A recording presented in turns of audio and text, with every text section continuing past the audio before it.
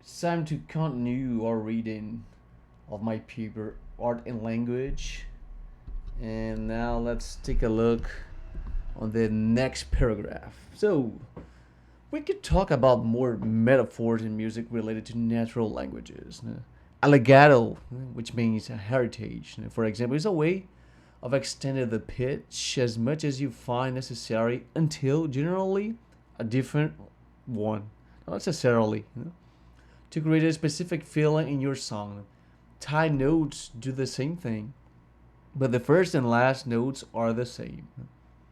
As we will discuss again in section 4, it wouldn't be plausible to compare pitches with words, but a specific group of them, according to well accepted semantic patterns in music. So instead of thinking that each one of the pitches represents a word in language, because in this paper I would try to show you that music can convey information, but don't think that the pitches are the words. We would see how you can actually inform or simply say something with the language, right? But should be the legato and staccato, sudden and dry interruption of a note, similar to the linguistic events when someone speaks too much or is impolitely stopped. Notations as da capo and dalsenio work in a music sheet as relative pronouns, signing to the performer that some parts of the music should be repeated from the beginning or from a certain point of the music, respectively. According to Blatter, even some of the symbols of our current notation have their origin in a similarity with the language, more specifically with the art of poetry, the poetic matters. Instead of talking about instruments, we used to deal with the sung form of the words. Here's the scheme, a notation comparison between poetic matters and the rhythm figures. So yes, and in poetry we used to have a way to represent rhythm and tone of voice, some of these things, because yes, we have started to uh, cogitate and theorize some ways to speak the same thing differently. So this is what art is about. Why are we painting something? Why are we creating poetry or music? We are doing this because we want to do the same thing, but in a different way. To be bored is the classical state of a human being, right? So art uh, doesn't serve for any specific or particular objective. We do art just to feel something greater than the other animals. You know? So, like these, for example. These poetic foot names work this way. Lamb has two syllables, the first of which is unstressed, and the latter of which is stress. So, today, today, troche has two syllables, the first of which is stressed, and the second of which is unstressed. The first is stressed, and the second of which is unstressed. Matter. Sponde has two consecutive stressed syllables. AI. Anapass has three syllables, the first two of which are unstressed, and the last of which is stressed. Unaware. The first two are unstressed, and the last of which is stressed. Unaware. And finally, we have dactyl, which has three syllables. The first stressed and the following two unstressed. Waverly. We have also their lengths, like monometer, 1 foot, 1 beat per line, dimeter, 2 feet, 2 beats per line, and so on, with Greek prefix until the number 8. An example of a iambic tetrameter would be that of a William Shakespeare. So, shall I compare thee to a summer's day? So these were some techniques that people used to use to give some more life to the things that they were saying. The highlighted parts of the words show that the stressed parts are always after an unstressed one, and it happens 4 times. It is easy to see, therefore, that our first notions of pitches and durations have come from the very act of speaking. So, once again, music is more related than to language than mathematics, because our notions of time, rhythm, and tone of voice, and tones and music, they all have come from speaking. And a lot of metaphors used to allude to screams, cries, smiles, anger, tranquility, tiresomeness, courage, all things represented by the human voice are used in music expression. Like, for example, screams, when you try to make the electric guitar sounding like it is crying or screaming. Like using some of the major chords seems like someone doing the same sounds that they do while they are smiling. And when you put a distortion in electric guitar, or when you put some echo in the effects of a keyboard or electric guitar too, you can always represent with metaphors these things that the human voice can represent with instruments. Speaking more about these metaphors, then we can talk about the different steps that we have between the pitches. So, for those who don't know, this is the famous chromatic scale, right? Every time that we have a black key between two white pitches, we say that this is a whole step. So this is a whole step. Whole tone, or simply a tone. Otherwise, it is a half step, semitone, this thing here. From C to B, we count 7 pitches with black keys, 12. We say that 2 pitches are octave equivalents if one has twice as many sound vibrations as the other. The symbols in the black keys are the sharps and flats. These things here, sharps and flats, obtained by accidentals on the music staff. These are symbols in front of a pitch working like this. Sharp raises associated pitch by 1 semitone, and flat lowers associated pitch by 1 semitone. Double sharp raises the associated pitch by 2 semitones, and double flat lowers the associated pitch by 2 semitones. Natural removes the effect of a sharp, a double sharp, a flat, or a double flat. So we have a total of 12 pitches, a chromatic scale. This counting will be important when we talk about the dictionary of music. Here is an example. The last half note is suffering an accident in the second space, bottom up, dropping by 1 semitone because of this symbol here. It has gone from A to A flat or G sharp, right? Have to remember these things here. Just see the black keys in the figure above. So this is what happened. We put the accidentals on the line, and you can see that every note that will be in the same line of this accidental will be suffer an accident of being flatted.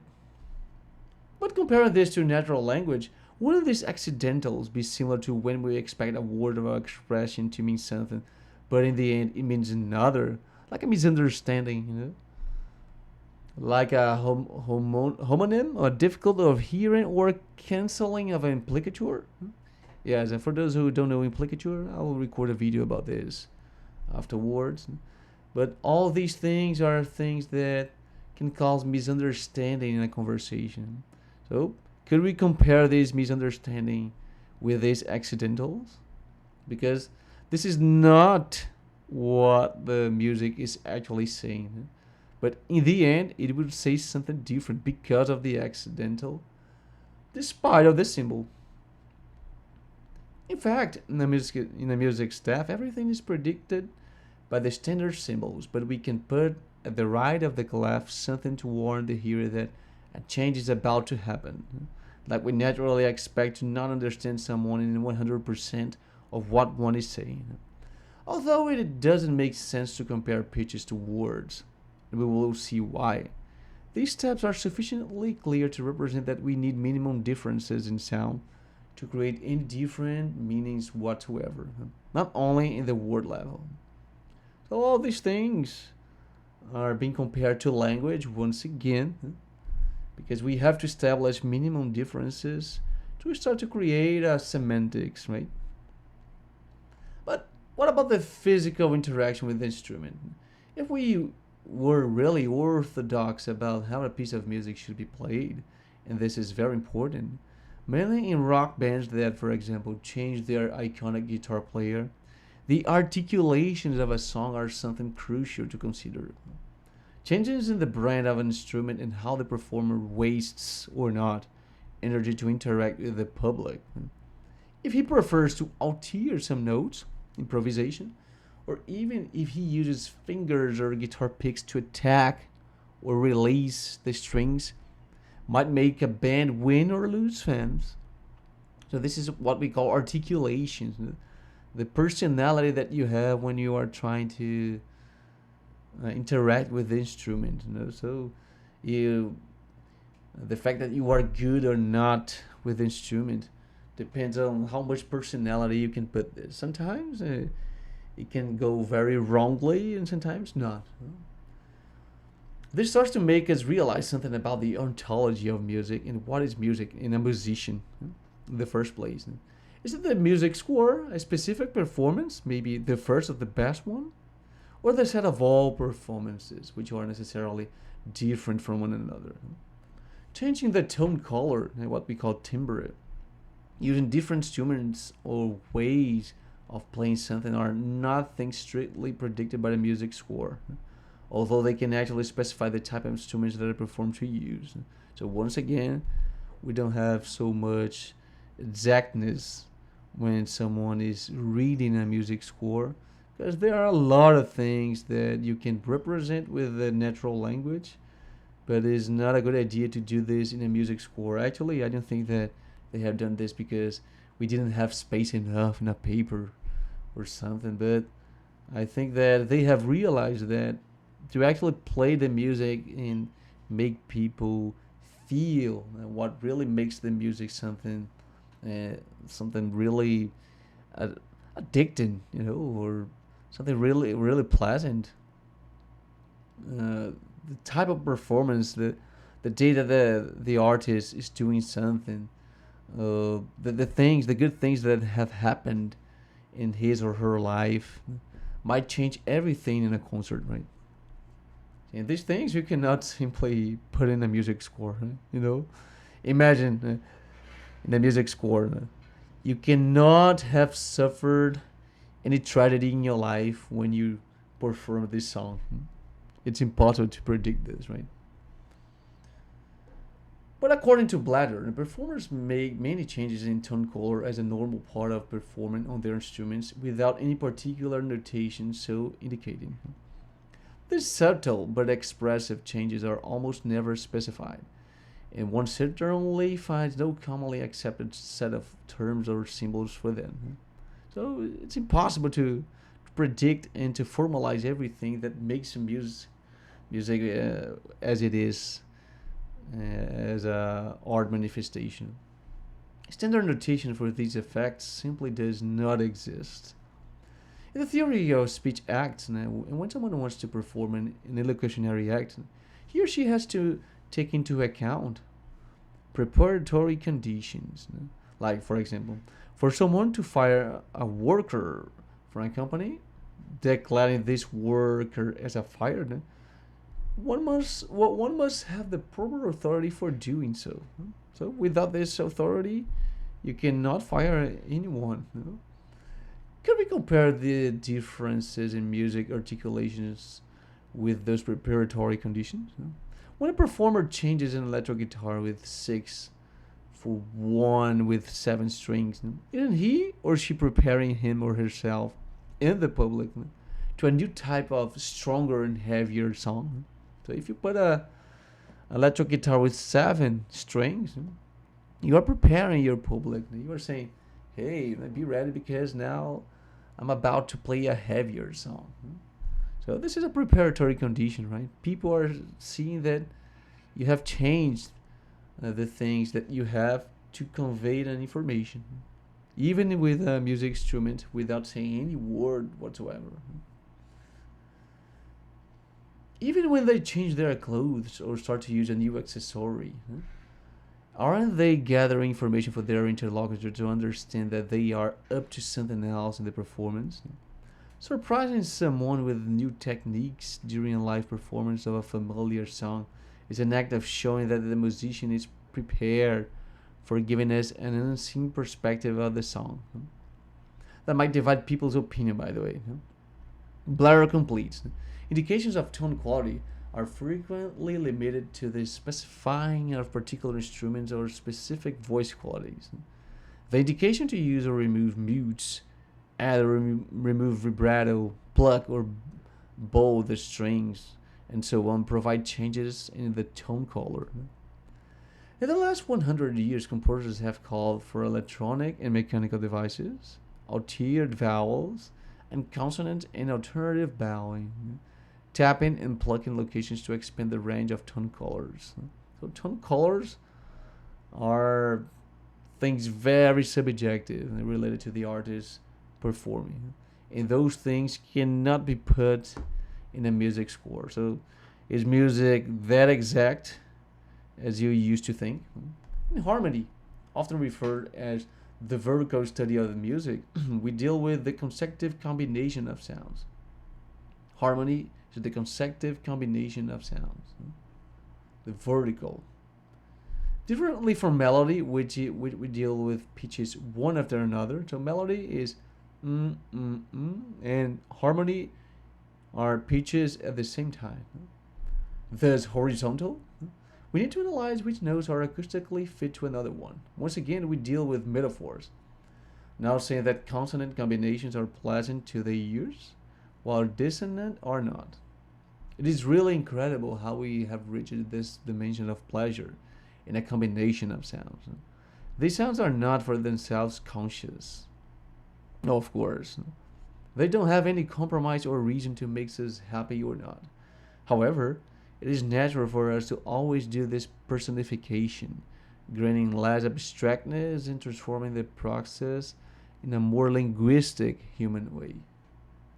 The most famous dissonant interval is the tritone, or the only interval between the two pitches in which you can find three black keys. There's three whole notes. Do you remember? Three whole notes, that would be something like this. One, one, two, three, right? So, but you would have to make all these jumps. One, two, three. But you must have three black notes inside it. So this is the tritone. From F to B. One, two, three. This means that you have jumped three whole notes because you have three half notes inside it. The famous tritone.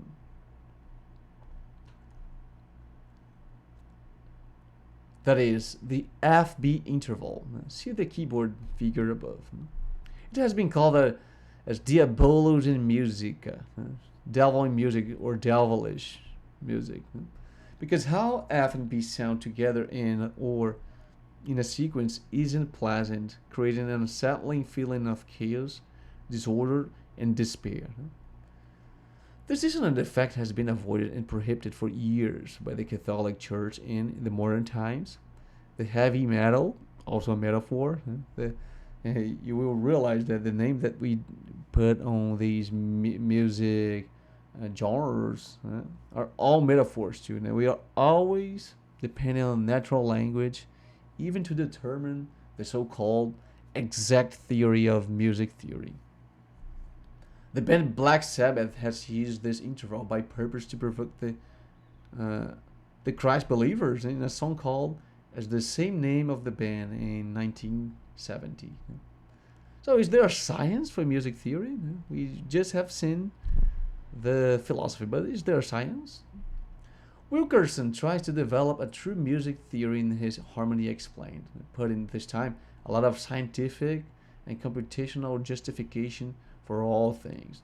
First, mentioning Michael O'Donnell, a famous music teacher in London.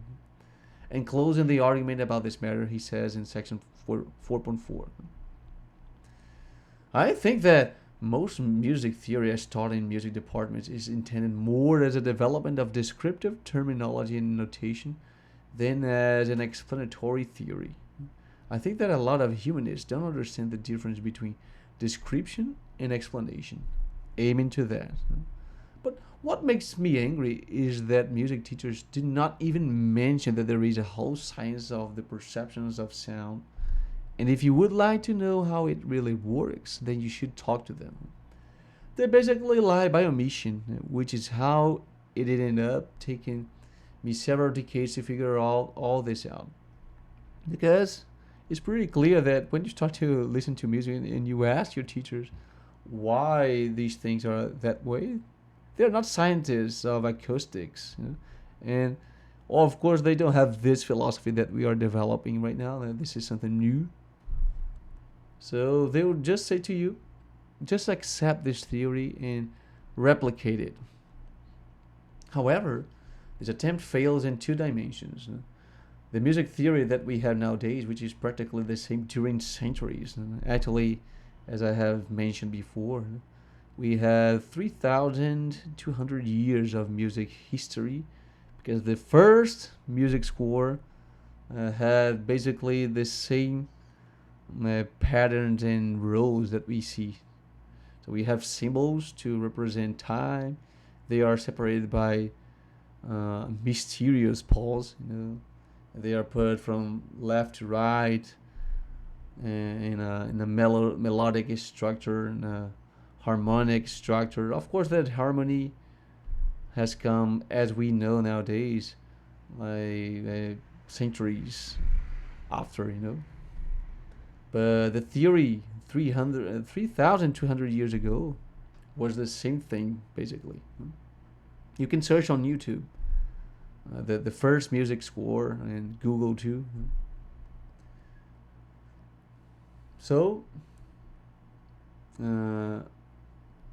by purpose, try not to mention any of the mathematical and physical properties of the sound because these are not aesthetic values. And this is important. Why would I want to learn about acoustics when I just want to perform good, for people? So actually, you don't need it.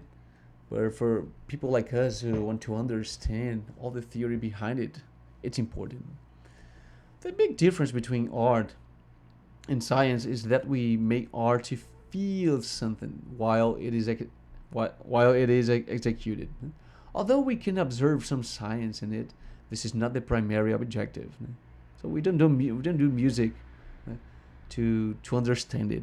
We do it to feel it, and for that, trying to explain music as a mere undulatory algorithmic phenomenon is not only a demerit to the aesthetic properties of sound, like if it weren't worthy by itself, but it is. And actually, as human beings, at least me, I rather say that I'm an artist, and I'm better than the animals because I can do art. This is my objective. My primary objective in this life is doing art. But puts us in the same problem what Wittgenstein has tried to solve. Musicians, or simply people interested in do music, don't understand and don't want to understand anything about complex equations, formulas, and calculations. While he was unsatisfied with the lack of exact explanations, considering that physics, for example, is a satisfactory theory, like I've told you guys before, I'm not a fan of science. That's why I'm a philosopher. We can always doubt mathematics and physics. To the sound phenomena, he will see that if we depended on a full explanation about anything that we wanted to learn, we would not even learn how to sum up numbers at the elementary school. So imagine you, as a young guy, 3-4 years of age, maybe 5, learning how to sum up the numbers. And if you had to understand what is a number, which is a relationship between two sets, something about set theory. If you had to know this before having the right to sum up the numbers, of course, you would have a lot of problems. Huh? We've talked about this paradox in the philosophy of grammar that we don't start to learn language from the beginning. We start to learn language and something in between. And we will never learn everything, and we never start from nothing. So this is a paradox. We learn language already knowing language. Of course, it is nice to understand things, but time is limited, and not everyone wants to waste theirs with such justification just because these explanations are supposed to be better than the other ones. Of course, someone interested in music might not like this paper. Is the exact science that good? Will it help you to really get a better music perception and turn you into a very good artist who can fill up an entire stadium of fans? This is what music is about. Let's take a look at one of his attempts to explain harmony, the concept that we just saw above. Trying to sound modern and not academic, he starts to explain this with an analogy about two people holding a long jump rope and bouncing it. The movements of the rope are supposed to match our idea of how waves work in physics, but the schemes that we see in books representing them are very unreal and abstract themselves. We should struggle to believe whether these waves in physics are really what they say they are. But aside, understand this analogy.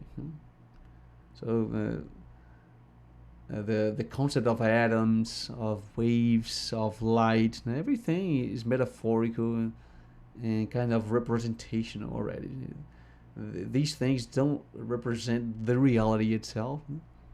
Also, we have that theory that maybe we have never seen anything in reality because when we put our eyes on that thing, it has changed already because the thing is not that thing anymore. It's a thing that has been seen by me. So we will never see the reality of things. The problem is that he inevitably starts to mention a lot of scientific concepts like frequency, numbers, logarithms, and measure units, which puts him, again, the same problem that he wanted to solve, which is avoid talking about things that have not been explained yet. So he was complaining about the fact that the music teachers weren't explaining the concept behind the music conventions, but now he has to explain all the theory behind physics too. So what would make him better than these teachers that he has criticized? Talking about timbre in music, he once again starts with an analogy saying that this concept tells us what is this feeling of a same note sounding differently in different instruments, and that this is the thing that distinguishes the growl of a lion from the purr of a cat. By the way, many languages appeal to onomatopoeias, but to describe animal sounds, suggesting that these are not actual language sounds, but simple noises. But eventually, he inevitably has to invoke mathematical concepts of integer multiples of fundamental, for example. We don't even need to go look for this explanation somewhere else. We are simply not interested. This one definitely makes someone a better artist, So either you want to understand something, or either you want to be an artist. If you want to be both, you would have to spend much more time to learn it, and probably you would not be as good as you could be as an artist because you are spending time trying to understand things. Our time is limited, and we cannot be good on everything, right? So let's finish for today, and I think that we are getting closer to the best part, which is to show examples of how music can express itself in a very precise way, like we have in dictionaries in natural languages. Bye bye. Don't forget to like the video and share with your friends.